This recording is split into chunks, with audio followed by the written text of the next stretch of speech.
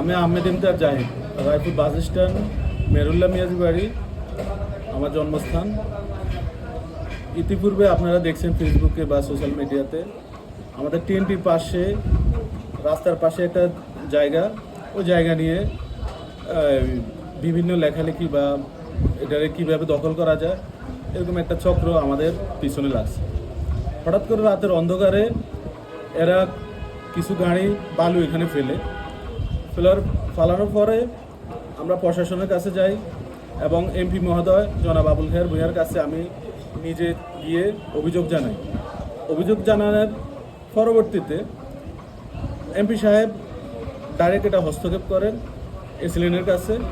এসিলেন আমাদের এবং ওদের কাগজপত্রগুলো দেখার জন্য বলার পরে আমরা কাগজপত্র ওগুলো শো করার পরে এটা আমাদের যে জায়গা ওটা আমরা প্রমাণিত হওয়ার পরে এখন রাশেদ, রায়পুর নতুন বাজার বাড়ি, ওর সাথে আমার কোনো লেনদেন বা আমাদের কোনো জায়গা জমি নিয়েও কোনো সম্পর্ক নেই, কিন্তু ও হঠাৎ করে এখানে বালু ফেলার পরে আমাকে হুমকি ধুমকি দিচ্ছে মেসেঞ্জারে।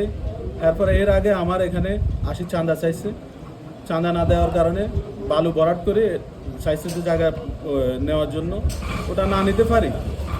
এখন আমাকে ফেসবুকে সোশ্যাল মিডিয়াতে প্রাণনাশের হুমকি দিচ্ছে, আমাকে পিটবে, মারবে।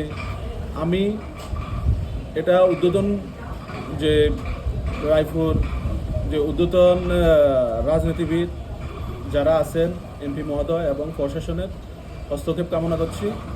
ওনারা আমাকে এটা থেকে এর হাত থেকে যেন রেহাই করে।